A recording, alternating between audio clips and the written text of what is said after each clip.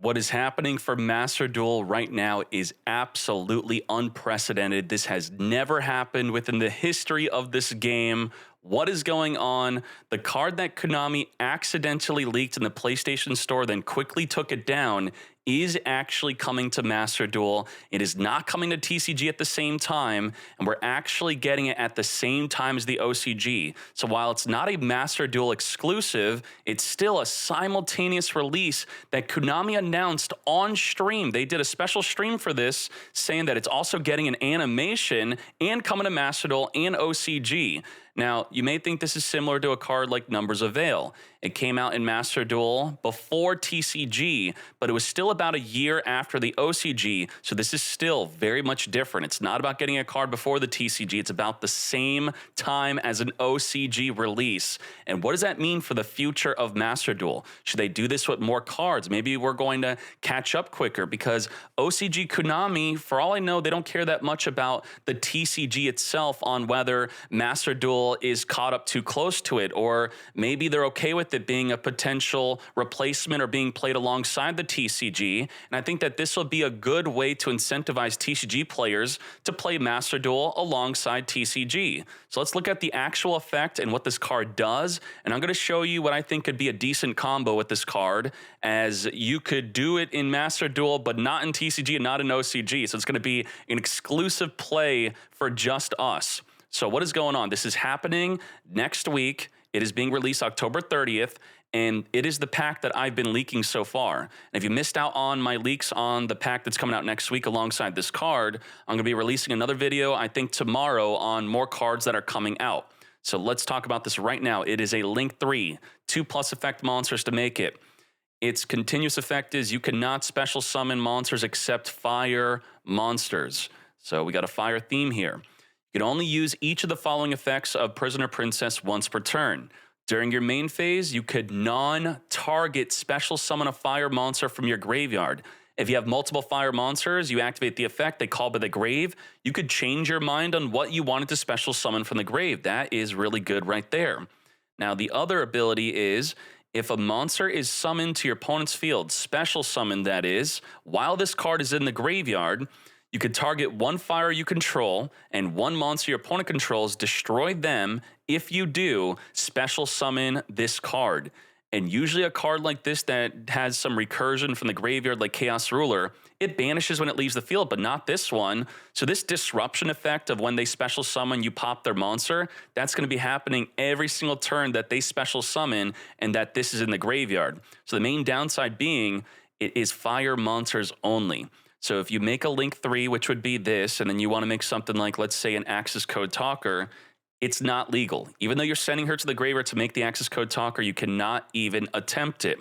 So let's look at what links we could even summon. A Link 4. What could we link rank up with her for? Well, we're going to type in fire here. And these are the cards we have so far. Some OCG and TCG cards only, potentially, that you could rank up into now for Salamangreat or for Infernoid. But I have another idea on how to use this card, and we'll also look at comments. But let's go right into that. Boom. Sprite. Sprite Alpha's fire.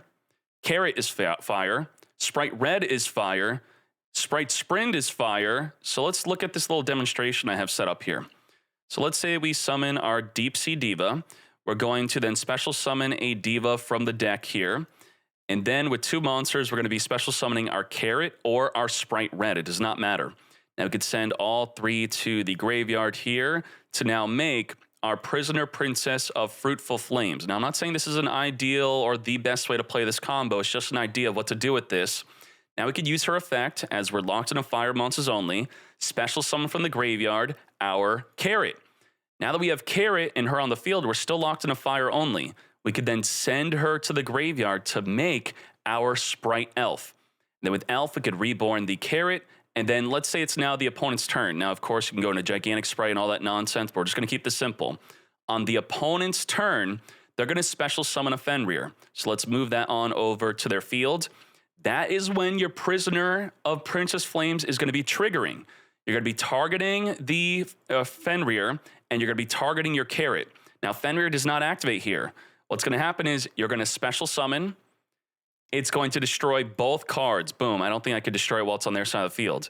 And just like that, now during the next turn, you can also use Elf again within their turn to reborn the carrot that just got destroyed.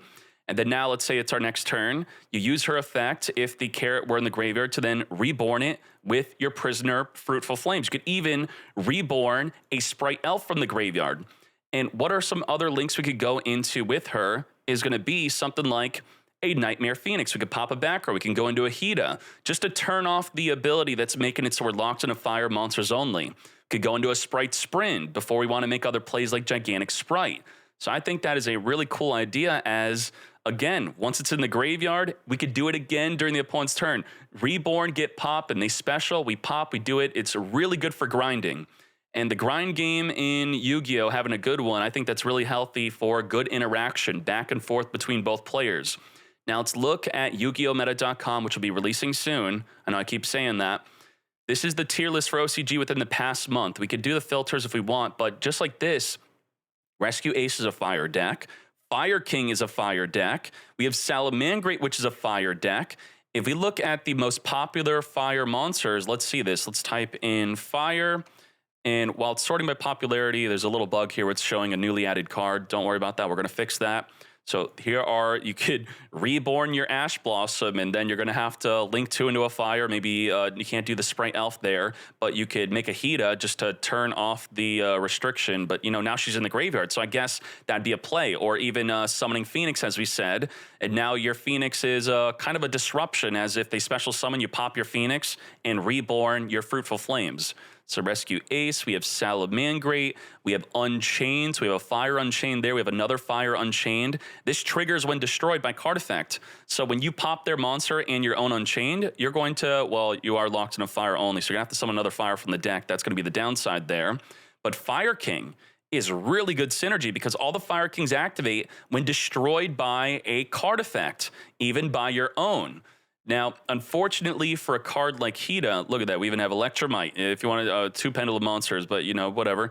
The Hida does not activate when destroyed by your own card effect, but only by your opponent, but still you would get that disruption of the Fruitful Flames get poppin'. So if we look at a Fire King breakdown right here, this is an example of it doing well in the OCG, and we have some tournament topping deck lists, and I guess that this will be some support for the deck. What do you think? You tell me.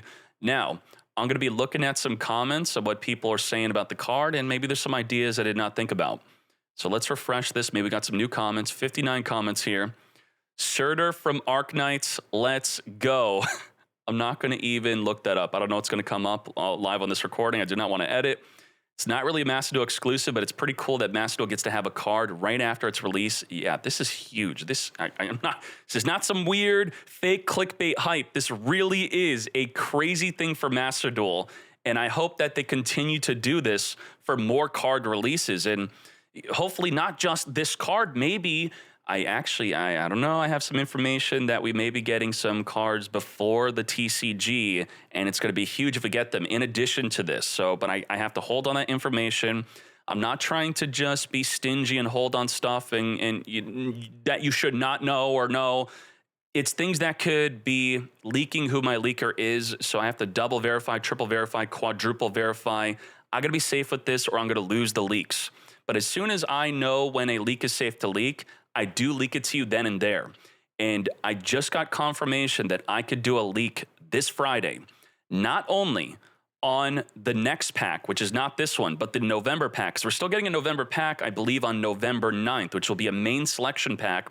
I'm going to give you a big leak from that pack on Friday. And also, there is a very popular card that a lot of you are crafting right now, and I could leak to you on this Friday that it's being reprinted. I know Konami does not want me to tell you this because they want you to waste your URCP, or maybe they wouldn't mind that you know that this card's coming up. But believe me, trust me on this. On Friday, popular card, many people are crafting it. You could try to guess it in the comments. I can't confirm or deny, and I'll let you know on Friday that you should not craft the card because it will be pullable in the next pack. So that's going to be big. I think it's actually...